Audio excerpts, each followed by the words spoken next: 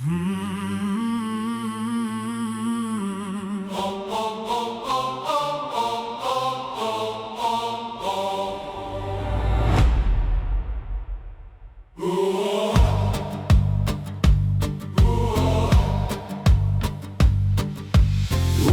v preši mlátil zrno, strach mu zväzoval každý krok.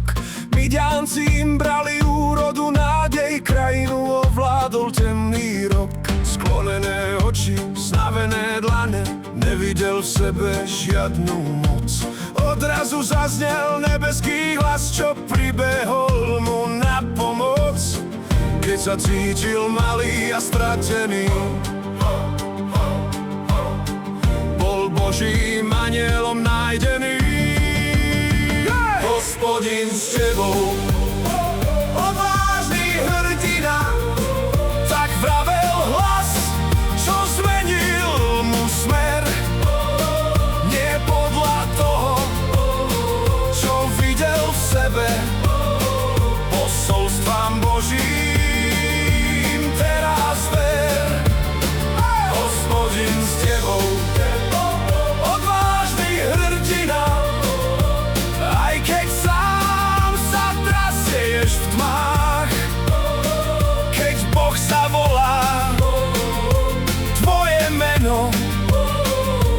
kráčaš tiež v jeho stopách. Ako môžem zachrániť Izrael, najslabší z celého domu? No Boh mu dal znamenie milosti, mocné sťa úder hromu. Nocou kráčal proti modlám, trápiacim roky jeho kraj. Bálov oltár padol k zemi, vieru v Boha nestrácaj. Keď sa cítil malý a stratený,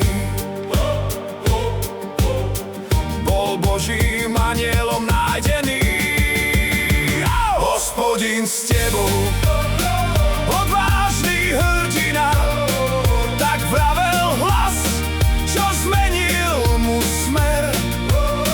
Nie podľa toho, čo videl v sebe, posolstvám Božím teraz ver.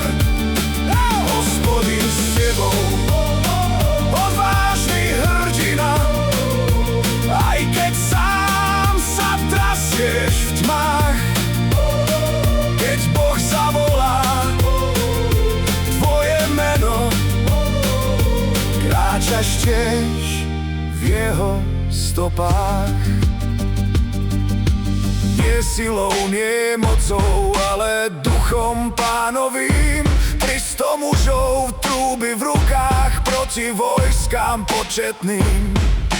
Noc sa triasla zvukom chvály, svetlá žiaria v nádobách. Nepriateľ sa dáva v útek, víťazstvo je na dosah. Hospodin s tebou, odvážny hrdina, tak vravel hlas, čo zmenil mu smer. Nie podľa toho, čo videl v sebe, posolstvám Božím teraz ver. Hospodin s tebou, odvážny hrdina, aj keď sám sa trasieš v tmách. Keď Boh zavolá tvoje meno, kráčaš tiež v jeho stopách. Ukrytý v preši mlátil zrno, no Boh v ňom videl viac. Od strachu k veľkému víťazstvu Hospodin bol s ním po celý čas.